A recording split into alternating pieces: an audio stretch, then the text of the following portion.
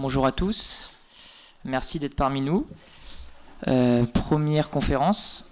Aujourd'hui, on va se concentrer sur la donnée énergétique. Donc, ça va être sous forme d'une table ronde. Donc, le titre de cette conférence, c'est Collectivité locale de la donnée énergétique à la planification territoriale. Bon, pour ceux qui ne sont pas du secteur, je vais faire un petit rappel pour commencer. Donc, qu'est-ce que la planification territoriale ? Donc, la planification territoriale, c'est tout simplement une stratégie sur un territoire de réflexion pour pouvoir aménager un territoire de manière durable. Aujourd'hui, c'est utilisé par les autorités publiques pour pouvoir anticiper et aménager leur territoire. C'est notamment lié à des documents d'exécution d'urbanisme. Mais on va se concentrer sur cette table ronde sur un projet de développement durable que l'on appelle le PCAET. Donc le PCAET, de son nom Plan Climat, Air, Énergie et Territoire, c'est un projet de développement durable dont la finalité est la lutte contre le réchauffement climatique et l'adaptation à ses effets. Il se divise en 3 volets. Le premier volet, donc, qui est un diagnostic. Ensuite, il y a une stratégie territoriale et un programme d'action. Et il est lié à un dispositif de suivi et d'évaluation sur une période de 6 ans. Donc aujourd'hui, je ne suis pas tout seul, je suis accompagné d'experts sur ce sujet énergétique et qui ont une approche plus ou moins poussée sur la data. Et l'idée, c'est d'échanger avec elles sur ces sujets et leurs contraintes aujourd'hui. Donc je vais les laisser se présenter. Donc on a Madame Biel, Madame Cosnier et Madame Gauthier. Je vous laisse vous présenter.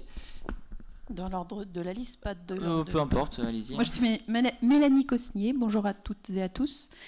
Alors, ma casquette aujourd'hui, je suis maire d'une commune de Sarthe, Souvigné-sur-Sarthe, 630 habitants. Et grâce à ce poste, je suis élue référente sur le syndicat mixte du Pays Vallée de la Sarthe, qui est au sud-ouest du Mans. Je présente le pays, du coup. Tout de suite. Ouais. Le Pays Vallée de la Sarthe, c'est 3 communautés de communes, 62 communes, quasiment 80 000 habitants. Donc notre compétence principale, c'est le PCAET, Plan Climat, Air, Énergie Territoriale, et le SCOT aussi, accessoirement, il va falloir qu'on révise. Voilà. Après, je passe la parole à notre directrice de structure qui est ici présente. Merci. Merci. Bonjour à toutes et à tous. Céline Biel, donc moi je suis directrice du Pays Vallée de la Sarthe et responsable du plan climat, air, énergie de territoire. Bonjour à tous. Donc moi je suis Émilie Gauthier, je suis directrice de l'Observatoire Théo, qui est l'Observatoire énergie, climat et déchets ressources des Pays de la Loire. Donc l'objectif, c'est de mettre à disposition des données, indicateurs à destination notamment des collectivités pour qu'elles puissent faire un état des lieux de la situation sur les thématiques autour de la transition écologique et faire un suivi également de leurs actions.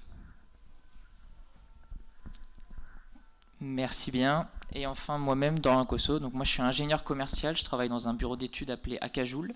Et je suis responsable du développement commercial d'une plateforme de suivi de consommation énergétique appelée DataJoule, pour lesquels on a notamment des PCAET, des plans climat en open data. Donc pour suivre cette conférence, on va passer à... En fait, ça va être sous forme d'échange. On va poser un certain nombre de questions. Et l'idée, c'est d'échanger pour avoir un petit peu un avis des collectivités et d'un observatoire. Donc aujourd'hui, je vais commencer par vous, Madame Biel. Quels sont les enjeux autour de la donnée énergétique au sein de votre collectivité ? Alors, il y en a plusieurs. Alors, je ne sais pas si on a le diaporama peut-être du contenu de notre plan climat, parce qu'en fait, on travaille évidemment sur la question énergétique, mais pas que. Voilà. Donc, en fait, le plan climat s'articule autour de 8 thématiques principales. Je vais vous donner un exemple concret parce que je ne sais pas quel est votre niveau d'expertise sur les datas, mais en tout cas, nous, au niveau des collectivités, sachez qu'on travaille beaucoup plutôt en mode projet et qu'effectivement, la logique de la data, elle est en cours d'acquisition, on va dire. Donc, sur le volet énergétique, on a dans nos effectifs un conseiller en énergie partagé depuis une dizaine d'années, qui travaille concrètement avec les communes du territoire pour les accompagner à la fois dans la connaissance de leur patrimoine, la connaissance de leur consommation énergétique, et les aider à décider comment réduire ces consommations énergétiques, quels travaux de rénovation énergétique faire, monter avec eux les plans de financement, etc. Donc ce travail-là, qui est un travail de fourmi, qu'on mène depuis une dizaine d'années maintenant, il nécessite qu'à un moment donné, ce conseiller en énergie partagée ait accès aux données de facturation de l'ensemble des communes, de l'ensemble des bâtiments, qu'ils connaissent tous les points de livraison, les différents fournisseurs énergétiques, etc. Et donc ça, rien que ça, en soi, c'est déjà un travail extrêmement laborieux. Vous avez des communes dont tous les bâtiments sont à l'électrique, mais vous en avez qui sont au gaz, vous en avez qui sont au bois, au granulé. Enfin, il y a déjà, comment dirais-je, une diversité de... Oui, il y en a encore au fioul, on n'en parle pas, mais il y en a encore. Il y a déjà une diversité de données et un temps pour récolter ces données-là qui est non négligeable. On est en train de travailler actuellement à l'acquisition d'un logiciel de suivi des consommations énergétiques, mais il y a aussi là énormément de données de paramétrage pour pouvoir essayer d'automatiser tout ça. Mais voilà, sachez déjà qu'en termes d'accessibilité, c'est déjà pas si simple. On est en train d'accompagner aussi les communes sur la mise en conformité avec le décret tertiaire. Et là aussi, pour récupérer les données énergétiques, ne serait-ce que de 2020 et de 2021, c'est loin d'être aussi simple. La deuxième chose, c'est qu'une fois qu'on a ces données, il faut avoir des agents qui sont capables de les traiter et surtout de les restituer de manière pédagogique, parce qu'en face, vous n'avez pas des experts de la data, vous avez des élus qui ont des décisions à prendre et qui doivent les prendre de manière la plus éclairée possible, mais qui ne vont pas forcément tenir compte simplement des données techniques. Il y a d'autres facteurs qui entrent dans le champ de décision d'un élu. Et donc tout ça, il faut que notre conseiller en énergie partagée, en l'occurrence, le rende le plus accessible possible. Donc voilà, donc il y a à la fois cette accessibilité, à la fois l'utilisation et puis la transmission de manière pédagogique à des non-experts. Merci Madame Biel. Merci pour ces éléments. On va passer maintenant à Madame Gauthier. Quels sont aujourd'hui vos enjeux autour de la donnée énergétique au sein d'un observatoire? Quelles sont votre expérience en tant que directrice? Donc l'observatoire, c'est une association d'intérêt général. Donc nous, on est un observatoire assez jeune puisqu'on a été créé en 2018 à l'initiative de la région et de l'État. Donc on bénéficie pas mal du retour d'expérience des autres observatoires dans les autres régions parce qu'on fait partie d'un réseau au niveau national qui s'appelle le réseau RAR.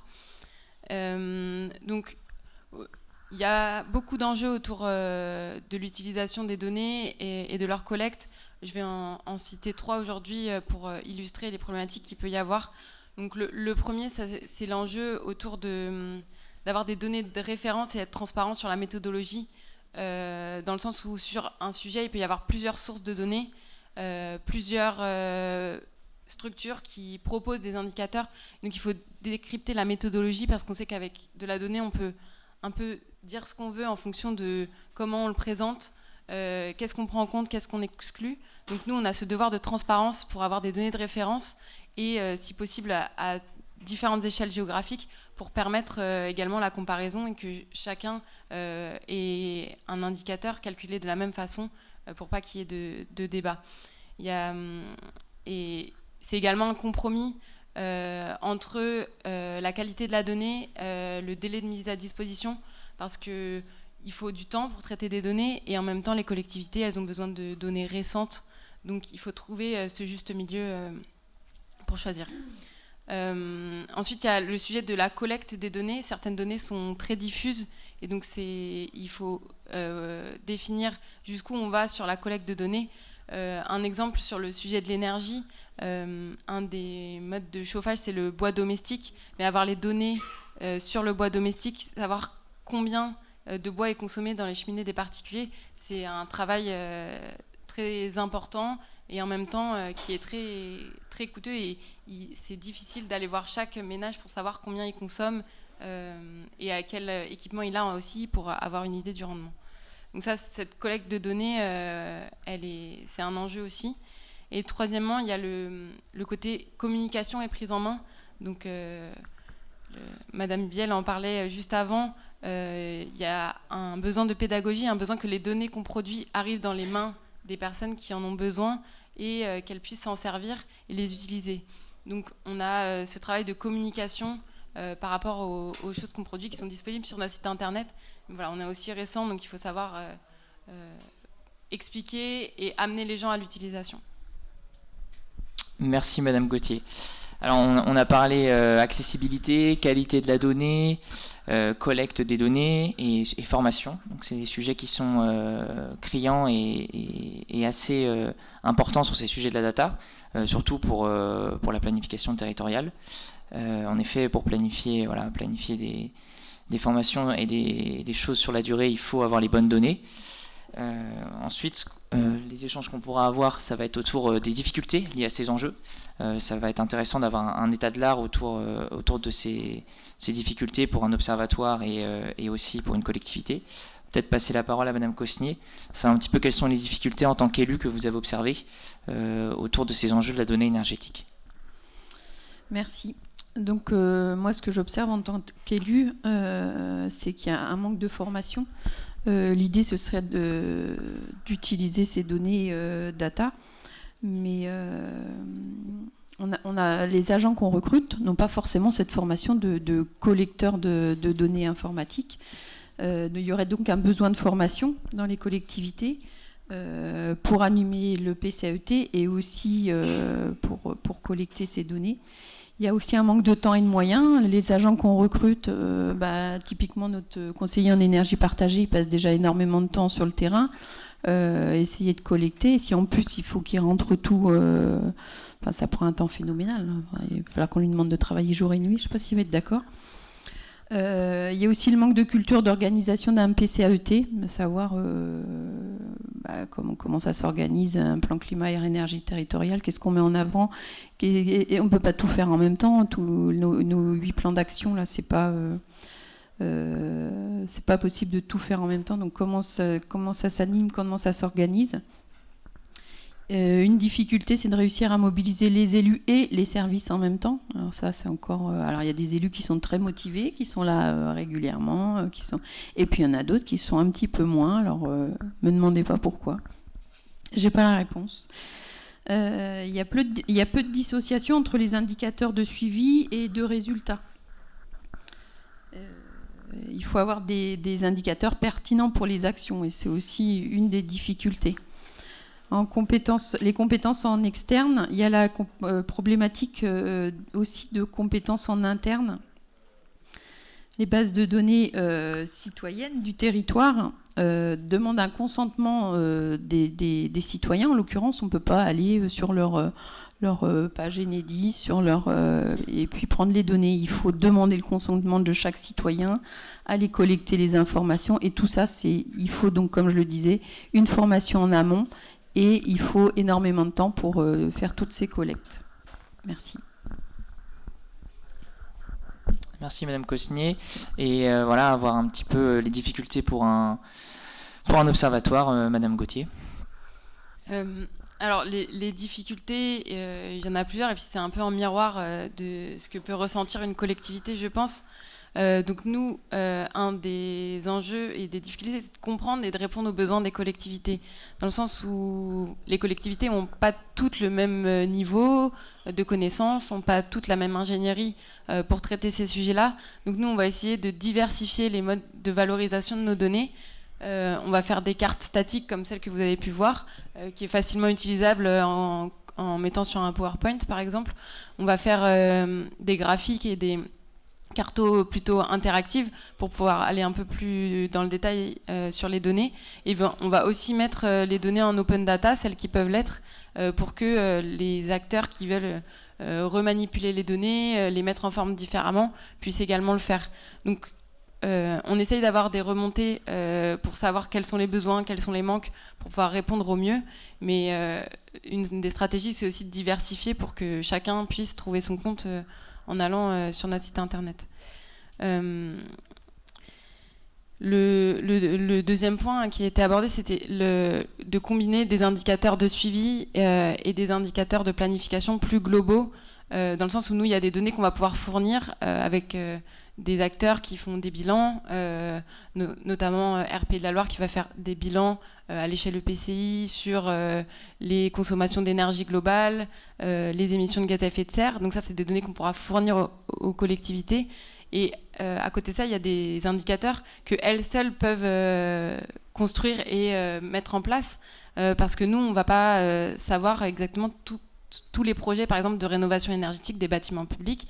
Ça, nous, on n'a pas la capacité aujourd'hui à aller voir chaque collectivité pour savoir où elle en est sur ce sujet. Donc c'est plutôt à l'inverse des données qu'on va essayer de récupérer, remonter des collectivités pour avoir une vision à l'échelle régionale. Un point également, nous, pour un observatoire régional, c'est qu'il y a quand même un certain nombre de collectivités en Pays de la Loire. Et donc, il va y avoir des niveaux HANT, donc des niveaux d'animation, notamment au niveau départemental, qui va être très hétérogène. Donc nous, l'objectif étant que toutes les collectivités aient un minimum d'informations, on va essayer d'aller sur les départements qui ont un peu moins d'animation, de mise en réseau entre, par exemple, les chargés de PCAET qui ont quand même des intérêts à partager sur leurs problématiques qui sont souvent communes. Et il y a également comme difficulté la gestion de la confidentialité des données, et notamment ce que j'appelle la confidentialité par défaut.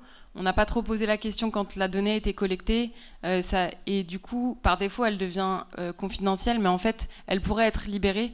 Donc on travaille vraiment avec nos partenaires pour qu'il y ait cette possibilité d'ouvrir les données. Et quand c'est des informations commercialement sensibles, il y a une vraie raison et elles vont rester confidentielles.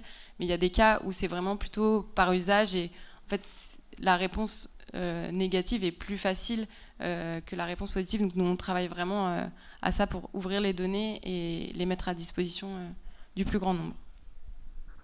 Merci Madame Gauthier. On a eu un certain nombre d'éléments de points bloquants. On retient à peu près ces éléments suivants. Donc on a des problèmes de formation, de partage de la donnée qui sont liés derrière à la confidentialité, parce que c'est bien de partager la donnée, mais il faut pouvoir aussi se protéger. Ce qui va être intéressant maintenant, ce serait de savoir un petit peu les pistes de réflexion par rapport à toutes ces difficultés que vous avez évoquées. Quelles sont les pistes de réflexion importantes pour l'avenir? Je vais passer à vous, Madame Biel. Merci. Au sein de la collectivité. Je voudrais juste repartir d'un exemple très concret. Au sein du pays, on a déployé un service d'une plateforme territoriale de rénovation énergétique. Donc c'est un peu le même principe que le conseil en énergie partagée, sauf que là, c'est à destination des habitants. Donc sur notre territoire, n'importe quel habitant peut appeler un numéro unique et il peut être accompagné dans la réflexion globale de ses travaux de rénovation énergétique dans son logement. Donc voilà, est-ce qu'il faut que je change de mode de chauffage, jusqu'à l'instruction de ses dossiers d'aide, peut-être éventuellement l'évolution de son projet. Enfin voilà, il y a vraiment une ingénierie qui est mise à disposition gratuitement de tous les habitants. Et on a voulu que ce service il soit de proximité. Donc on a des permanences dans 3 communes du territoire. Il y a un besoin énorme. On est complètement submergé par la demande. Et là encore, je prends cet exemple-là pour vous illustrer la posture de base d'une collectivité. On a réfléchi le projet en se disant on va poser des objectifs d'accompagner une centaine de ménages par an à l'échelle de nos 3 communautés de communes. Ça, c'est notre objectif chiffré. Donc notre indicateur qu'on suit et dont on discute régulièrement au comité syndical, c'est où on en est par rapport à cet objectif de 100. Par contre, on n'a pas construit une évaluation un peu plus quantitative, par exemple, des économies de consommation énergétique qui seront réalisées par ces ménages qui ont été accompagnés, ou des économies d'émissions de gaz à effet de serre qui ont été réalisées par ces ménages. On n'a pas mis en place dès le départ la façon de suivre ça, et donc aujourd'hui, on se dit, tiens, ça aurait été bien qu'on le fasse, parce que une fois qu'on a mis en place un projet, politiquement, c'est important de pouvoir le défendre et de présenter des résultats qui sont chiffrés. Mais vous voyez, la façon de structurer un projet, elle est plutôt qualitative, et l'objectif de nos binômes élus et techniciens, c'est de faire des projets structurants. Et après, en fait, on se rend compte, ah oui, on n'a pas pensé à quelles données on va récolter, lesquelles il nous faut, comment on va le faire et comment on va le valoriser. Et c'est là où, à mon avis, il y a un vrai enjeu de formation, pas que des techniciens, mais des binômes élus, techniciens. On se rend compte de plus en plus sur la plupart des projets que c'est vraiment ce binôme-là qui va faire que le projet va aboutir et va durer dans le temps. Donc il y a un cycle de formation à imaginer, mais qui ne soit pas qu'un cycle de formation de spécialistes entre spécialistes, qui soit vraiment aussi la construction de ce binôme élus, techniciens, et pour changer aussi un petit peu notre approche du projet, et notamment dans le cadre de ces plans climat-là. Et puis je me dis aussi qu'on a un gros travail à faire envers les citoyens qui habitent notre territoire, c'est-à-dire qu'on fait des projets, on en discute des résultats dans nos cercles d'élus, mais on a du mal à ensuite transmettre ces données-là aux citoyens. Alors nous au Pays Vallée de la Sarthe on a une petite structure, on a une dizaine de salariés, on s'appuie sur les services de communication des communautés de communes qui composent notre territoire, mais je ne vais pas vous mentir, notre site internet c'est pas le lieu de passage énorme, et enfin voilà, faut pas se leurrer, c'est pas parce que je vais mettre une carte sur le site internet du pays qu'on peut dire qu'on a fait de la communication auprès du grand public. Il faut qu'on aille un petit peu plus loin que ça, et aujourd'hui voilà, on n'a pas forcément les solutions sur cette thématique de voilà, comment je transmets et comment je rends accessibles et intéressant ces données de suivi, en l'occurrence énergétique. Merci Madame Biel, et peut-être avoir aussi l'expérience d'un observatoire. Madame Gauthier, notamment vous avez évoqué que vous faisiez des plateformes, des cartographies sur l'observatoire. Quelles sont aujourd'hui les réflexions importantes? Nous au départ, dans l'observatoire, on a surtout une entrée par thématique. On va traiter, par exemple, dans l'énergie, on va avoir consommation d'énergie, émissions de gaz à effet de serre, production d'énergie renouvelable. Ensuite, sur la production d'énergie renouvelable, on va avoir par thématique sur l'éolien, sur le solaire, sur la méthanisation. Et on a cette entrée thématique avec une vision régionale et possibilité de creuser, mais avec cette entrée-là. Donc, fort de ce constat et en constatant également que les collectivités ont besoin d'avoir un endroit où avoir un maximum de données centralisées et de références. On a choisi de rentrer dans un consortium au niveau national qui s'appelle Terristory, avec la création de plateformes régionales. C'est une initiative au départ de l'Observatoire en Auvergne-Rhône-Alpes. Ils ont choisi de le proposer aux autres régions.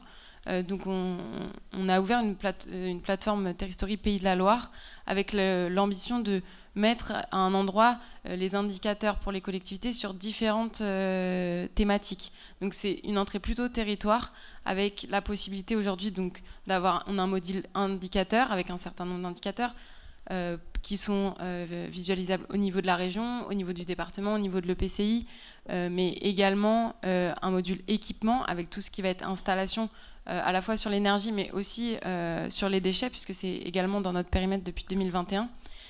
Et il y a un module tableau de bord qui est en cours d'amélioration et d'amélioration d'ergonomie pour répondre au mieux aux collectivités, qui pourra mettre ces indicateurs clés dans une seule et même visualisation, et pour répondre également à ce besoin de mesurer l'impact de mes actions.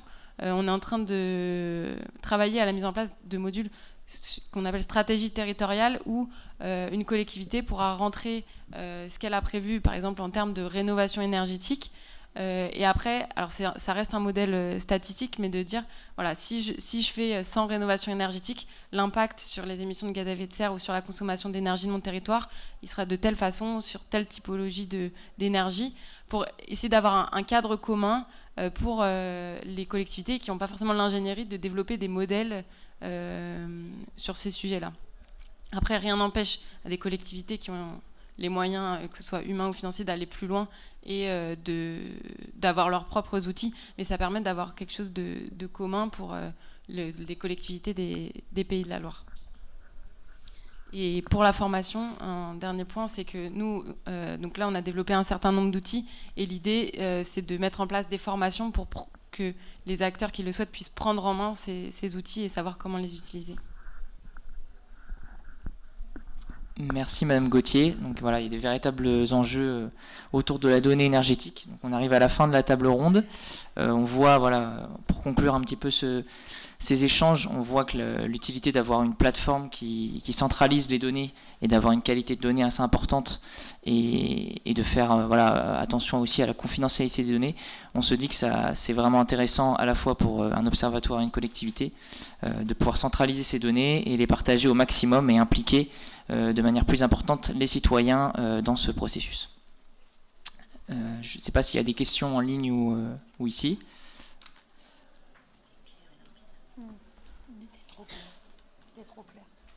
C'était trop clair. Bon, très bien. Merci à tous.